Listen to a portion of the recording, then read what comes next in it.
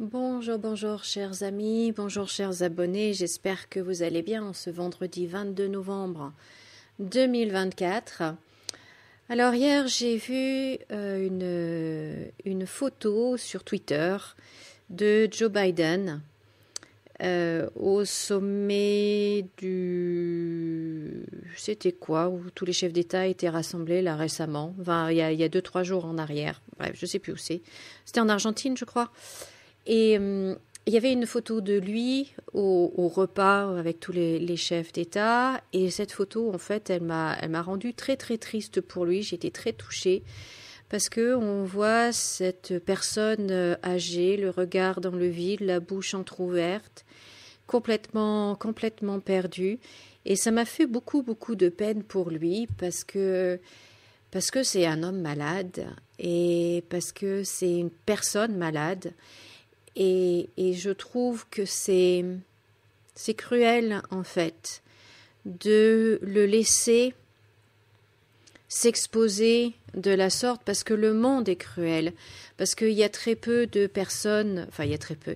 Et, disons qu'il y a, bien évidemment, pardon, j'aurais pas dû dire ça comme ça, mais les gens, les personnes compatissantes, c'est pas celles qui vont s'exprimer le plus sous une photo comme celle-ci. Ça va être des critiques, ça va être des insultes, ça va être des moqueries. Et quand on est malade, parce qu'il est malade tout simplement, hein, je sais pas si c'est Alzheimer ou quelle autre maladie il a, mais comme beaucoup d'autres, je pense qu'arrive un moment, eh bien, il faut protéger en fait ces personnes et ne pas les exposer à la cruauté d'autres personnes qui vont qui vont se défouler sur eux. Et ça m'a fait vraiment beaucoup de peine, beaucoup de peine. Et bon, c'est vrai que c'est un sujet, un thème qui me tient toujours à cœur, sur lequel je suis très sensible, puisque j'ai dans ma famille des personnes qui sont décédées maintenant, mais qui ont été malades, il y a eu diverses maladies de dégénérescence cognitive. Et, et voilà, c'est comme ça, et elles sont comme elles sont, et c'est la maladie qui les rend comme ça. C'est la maladie qui les fait agir de telle façon, les fait dire, les fait parler de certaines façons. Et on peut pas se moquer, on peut pas leur en vouloir non plus, on peut pas. Tout ce qu'on peut, c'est les aimer, c'est les soutenir et les protéger aussi, et les protéger. Et j'ai trouvé ça, honnêtement, je trouve ça cruel que l'on mette encore Joe Biden devant la scène comme ça, devant les journalistes, devant les télés, non, il devrait être pas isolé, pas le cacher. C'est pas une question de ben voilà, ils nous font honte, il faut les cacher, pas du tout, mais il faut les protéger maintenant. Et je pense qu'il est maintenant arrivé à un niveau où il a plus besoin qu'on prenne soin de lui, qu'on le protège plutôt que qu'on l'expose. Donc voilà, c'était ma pensée. Et du coup, par rapport à ça, ben je vais voir ce que mes guides ont à me dire. Qu'est-ce qu'on a à comprendre, qu'est-ce que peut-être lui aussi a à comprendre avec ces événements-là, ce qui se passe, ce qui lui arrive. Et puis nous aussi, puisque si c'est là devant nos yeux, c'est qu'on a quelque chose à comprendre, c'est qu'il y a une leçon à retenir de tout ça. Et donc je vais voir ce que mes guides ont à me dire. Donc je vais faire mon petit rituel et puis je reviens vers vous. À tout de suite. Alors voilà, je suis connectée et on me dit que Joe Biden, son âme en fait, a décidé de s'incarner dans cette vie pour vivre une grande guérison. Donc les événements très forts, très dramatiques, à mon sens, qu'il a vécu dans sa vie, en fait, font partie de cette grande guérison qu'il était venu vivre. Alors c'est vrai que il n'y aura pas beaucoup plus de détails au niveau de sa vie personnelle, privée, puisque là je fais une canalisation, c'est pas c'est pas de sa demande à lui, donc il y a des choses dont je n'ai pas accès, mais en tout cas, il me parle vraiment de guérison. De guérison, c'était le thème, si vous voulez, le fil conducteur de sa vie personnelle. Et toutes les grandes blessures, en fait, qu'il a vécues, c'est pour justement comprendre certaines choses et guérir, mais on parle vraiment au niveau de l'âme, hein. On parle à un niveau plus élevé pour que son âme puisse continuer d'évoluer et fasse même un grand saut dans l'évolution, quoi. C'est voilà. Alors maintenant, au niveau politique, c'est intéressant parce qu'ils me disent que en fait, c'est un très bon second. C'est un très bon bras droit, c'est un très bon associé, si vous voulez. C'est un très bon second et qu'il n'aurait jamais dû être leader. Il n'était pas en fait fait, si vous voulez, pour être leader. Alors c'est bizarre parce que quand on s'engage dans la politique comme ça et qu'il a fait je ne sais pas combien de campagnes pour être président des États-Unis, pour finir par y arriver, mais au bout de je ne sais combien de décennies, c'est surprenant à entendre qu'en fait il n'était pas fait pour ça. En fait, il n'était pas fait pour ça. Pas dans cette vie-là, c'était pas le rôle en fait qu'il devait jouer. Mais bon, on me dit que il a son libre arbitre, comme nous tous, on a tous notre libre arbitre. Donc il y a des choses que l'on vient vivre, des checkpoints que l'on doit passer. Et après, entre ces checkpoints, on est totalement libre de faire nos propres choix et donc de vivre nos propres expériences. Et donc là, c'est ce qu'il a fait, mais c'était pas c'était pas le meilleur choix pour lui. En fait, c'est ce qu'ils me disent. Parce que c'était pas ce qu'il était venu vivre et c'est comme si en fait il n'était pas prêt. C'est comme s'il lui manquait quelque chose pour être totalement le leader. Et donc il aurait dû rester le second, continuer d'apprendre, continuer d'évoluer. Mais c'est vrai qu'en politique, ça doit être très difficile de toujours être le second. J'imagine qu'arrive un moment où on a envie d'être dans la lumière, on a envie d'être le premier, quoi. Mais voilà, donc c'est ce qu'on me dit. Et là, du coup, je demande par rapport à sa maladie, et qu'est-ce qu'on peut apprendre de ça. Et là, il me parle de ses souvenirs, en fait. Donc, de toute cette souffrance qu'il a traversée dans sa vie, c'est vrai qu'il a perdu sa femme, sa première femme, ses enfants, des enfants, etc. Enfin, quelque chose d'épouvantable, à mon avis, hein. D'après mes critères à moi, c'est juste horrible. Et en fait, il y a comme la blessure est tellement profonde que la guérison n'a pas été complète et que du coup ça s'est cristallisé et c'est toujours là et c'est comme si maintenant en fait ça faisait un blocage et que c'est ces souvenirs-là qui le hantent. Il y a pas de liberté, vous voyez, c'est comme si en fait il y avait toujours, comment expliquer, c'est difficile à expliquer, comme la guérison n'est pas faite, eh bien il y a toujours cette douleur et il n'est pas totalement libre. et il n'est pas totalement libre. Donc, son corps, en fait, maintenant, montre ce manque de liberté, cette douleur. Et donc, sa maladie est le résultat, si vous voulez, la conséquence plutôt, d'une guérison qui n'a pas été faite totalement, complètement. Et donc, je leur demande qu'est-ce que l'on doit apprendre. Si c'est là devant nos yeux, c'est qu'on a quelque chose à apprendre. Et ils nous disent, oui, voilà, c'est justement ça. C'est justement ça que toutes les grandes blessures que l'on a, en fait, nous devons vraiment les soigner.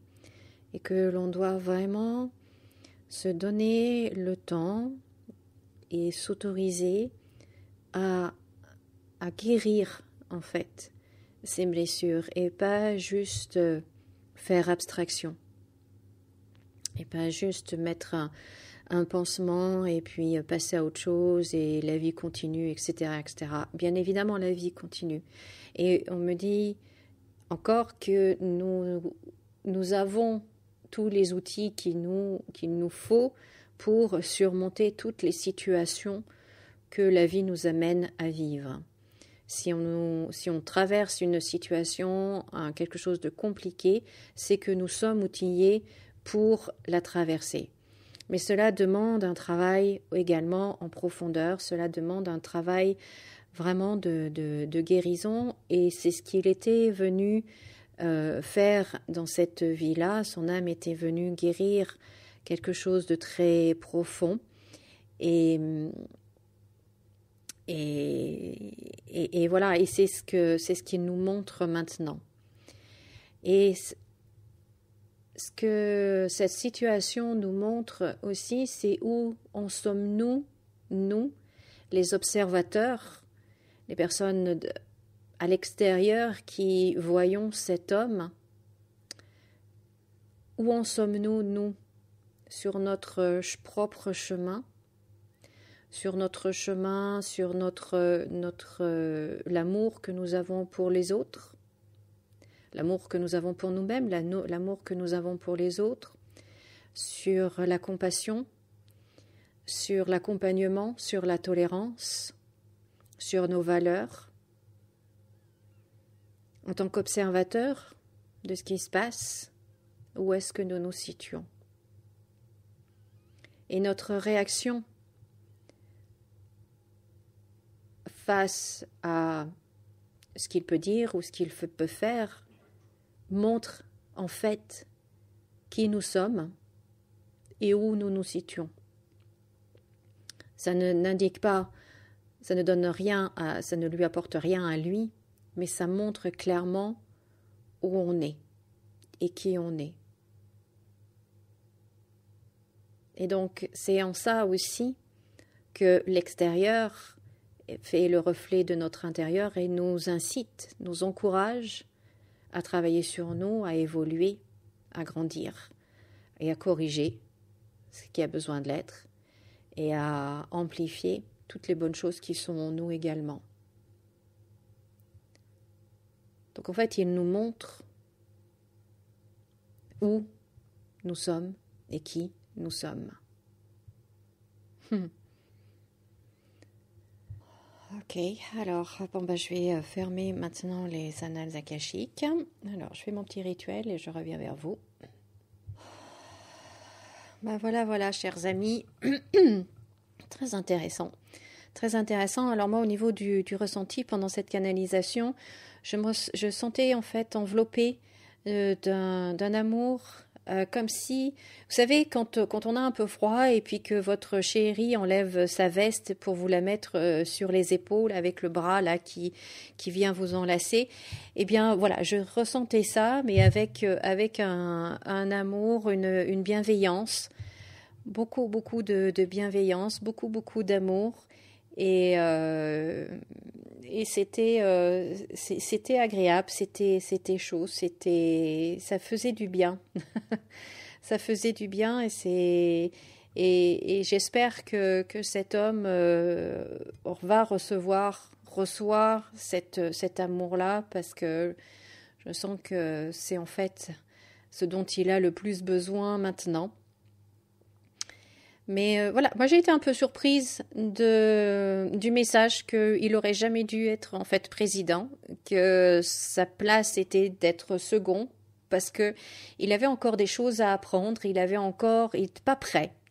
Pas prêt, il avait encore quelque chose à apprendre, et il aurait dû rester second, rester derrière, un peu dans l'ombre. Mais bon, j'imagine que quand on fait de la politique, on n'a pas envie du tout de rester dans l'ombre, on n'a pas envie d'être l'éternel second. Donc je comprends bien en tant qu'humain, c'est tout à fait logique. Mais bon, voilà. Et par rapport à ce que son âme a choisi de vivre, de grandes guérisons. Alors, j'ai pas les détails parce que j'ai pas accès, c'est pas une demande de sa part, donc je ne sais pas. Là, je ne peux faire que des suppositions qu'en effet, dans d'autres vies antérieures, il avait vécu des choses dramatiques aussi et qu'il n'avait pas su gérer. Et donc là, son âme a décidé, bon, ok, cette fois, c'est de la bonne.